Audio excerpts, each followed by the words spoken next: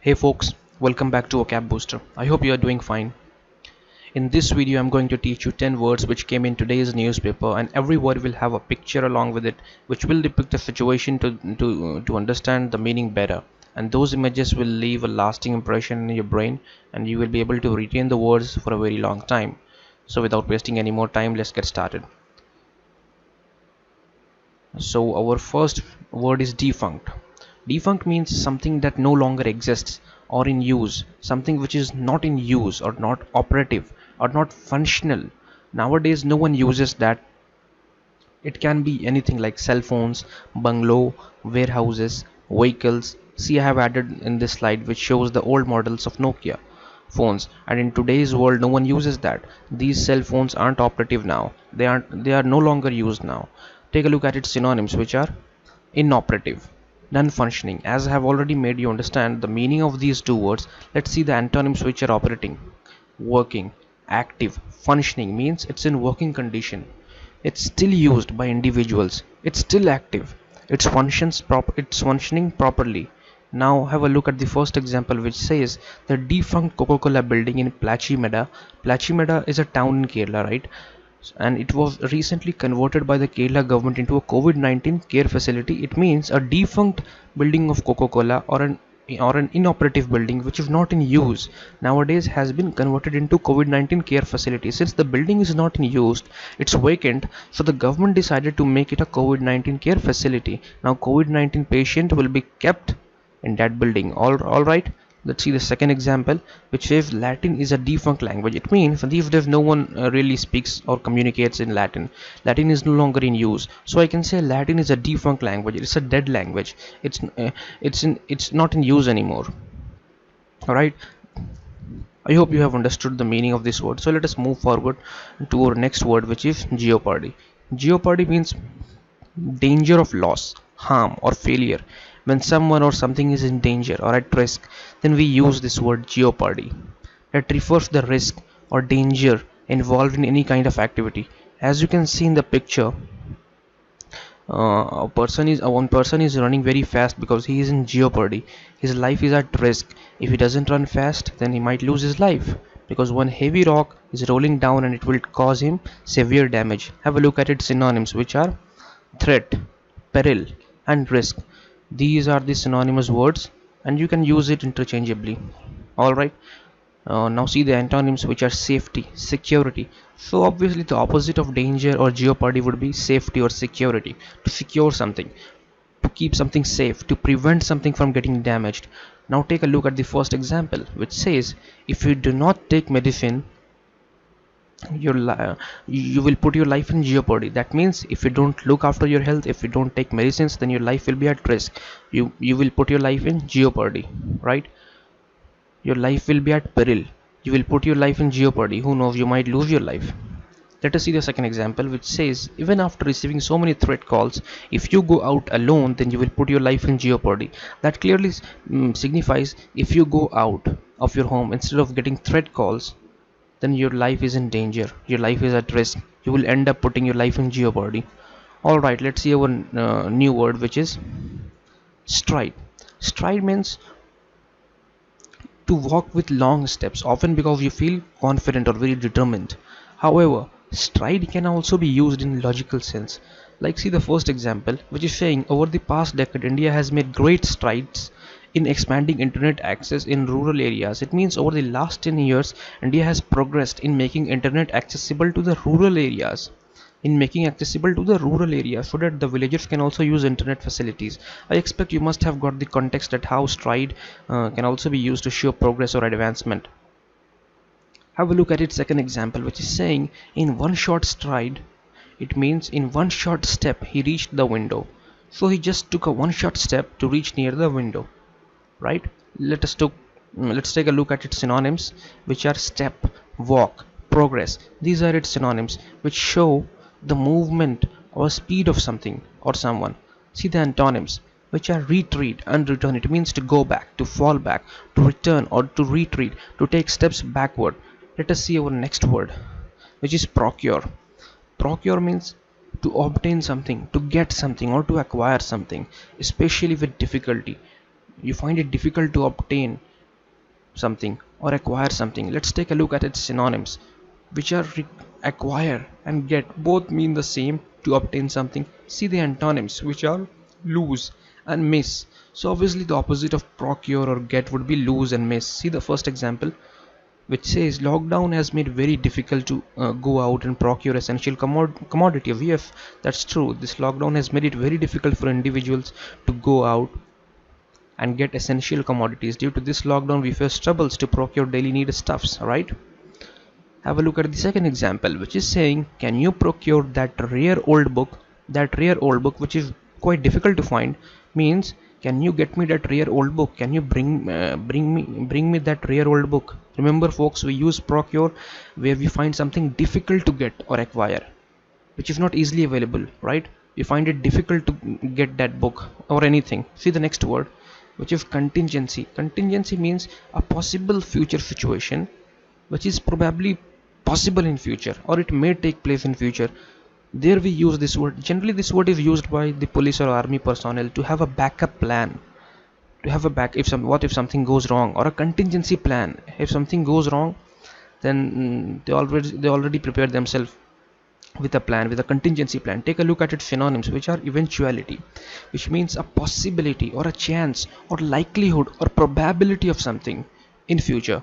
So these are synonyms, synonymous words, and can be used interchangeably. See its antonyms, which are unlikelihood, surety and definiteness. These words define that there is no possible situation in future. It is definite, it is sure, it is very unlikelihood, it's not possible. Alright, have a look at the first example, which says a fire in warehouse was a contingency that we had never expected. That means the fire can be a possibility or contingency in warehouse. We had never expected, right? They had never expected that the fire would break out. Now see the next example, which is, as Minister of Defense, he was instructed the army to step up training and preparation for the contingency of, means for the future possibility of full-scale war. That means the defense minister is instructing the army to increase the training and preparation, because there is a possibility that we may have to fight a full-scale war. Full-scale war means the entire army of that country will be involved in the war and start fighting. I hope you have understood the meaning of contingency, right? When you have a possible future plan, okay, let us see the next word, which is repatriate. Repatriate means to send someone back to his own country, to his homeland. For instance, you take Abhinandan, what had happened with him. He was held captive by the Pakistani army and they put him in prison.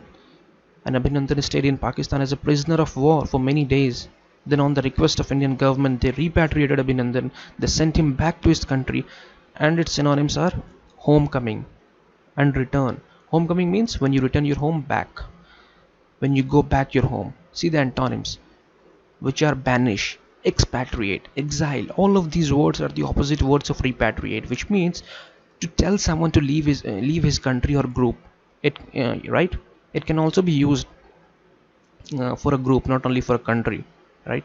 Or insisting someone to leave his country or group or community. To banish someone, to exile someone from a group, from a community, or from a country. To kick someone out of his country or community. See the first example, which says a major issue of the negotiations was a repatriation of prisoner of wars. That means there must have been held a meeting between two countries to talk about the repatriation of one country's prisoner of wars. One country wants the other country to relieve their soldiers, to send them back. Hence this statement is saying the major issue of the negotiations was repatriation of prisoner of wars. See the second example, which is India wanted Pakistan to repatriate Abhinandan unconditionally. That means when Abhinandan was being held captive by the Pakistani army, Indian government asked them to repatriate a soldier without any conditions. I hope you have completely tasted the flavor of this word. Let's have a look at the next word, which is recurrence. See, recurrence means the process of happening any activity again, the process of reoccurrence of something, the process of taking place something more than one time. That is called recurrence. Take a look at its synonyms, which are quite easy to understand. Repetition, reoccurrence, and frequent. As I said earlier, the process of happening again. See its antonyms, which are infrequent, irregular, it doesn't repeat, it doesn't happen, frequent. Have a look at its first example. Police are out in force to prevent a recurrence of the violence. That means police doesn't want the violence to take place again. They don't want the recurrence of the violence. Hence, they're trying to prevent it. I hope you have understood the first example. Now see the second example, which says because she had breast cancer at a young age, she is at risk for a recurrence and must be checked for tumors. It says this. It says since she has already suffered from breast cancer, so there is a chance that she might suffer from cancer again. So she should get herself checked for tumors as soon as possible. Okay, let us see our next word, which is confiscate. Confiscate means to take something away from someone as a punishment. It usually happens in our schools and colleges when teachers or professors catch us while using cell phones. They confiscate our cell phones and give us back after some time, right? I hope it must have happened with you.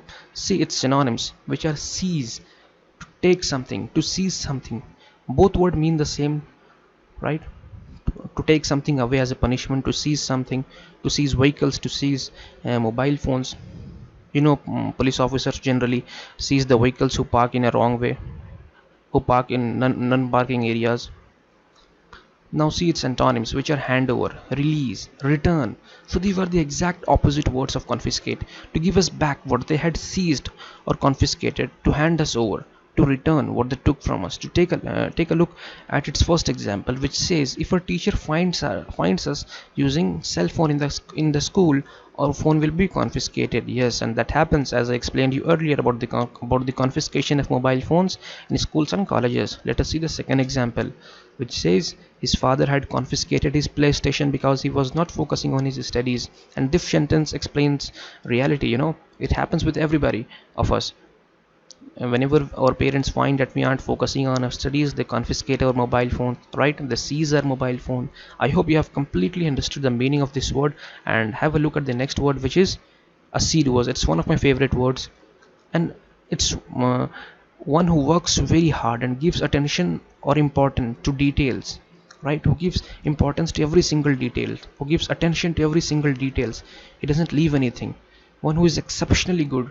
Take a look at its synonyms, which are diligent, laborious. Diligent means one who is very careful about his work. He doesn't want to make any mistakes. So he's diligent. He's laborious, means one who works really hard. See its antonyms, which are lazy or lethargic. Lethargic means one who is very tired. Have a look at the first example, which says with your assiduous attempt at learning Spanish, I think you will master the language in no time. It means the way he is giving attention to the every single details of a Spanish language and working very hard to learn it, soon he will learn or master the language. It's not a big deal for him because he is working like a hell to learn that language. Okay, let's see the second example, which says if you want to become a great piano player, you must be assiduous and practice often. It means you have to give attention to every details. If you want to become a great piano player, you can't make mistakes, right? Now see our last word, which is prowess. Prowess means great ability or skill at something. Take a look at its synonyms. Expertise, talent, mastery, all means having great skill or ability at something, to master on something, to achieve excellence in something. See its antonyms, which are inability, failure, or weakness. These are the exact opposite words of prowess. To have lack of skills, to be not expert enough, to have weaknesses. So these are the parameters which will not let you rise in the sky. See the first example.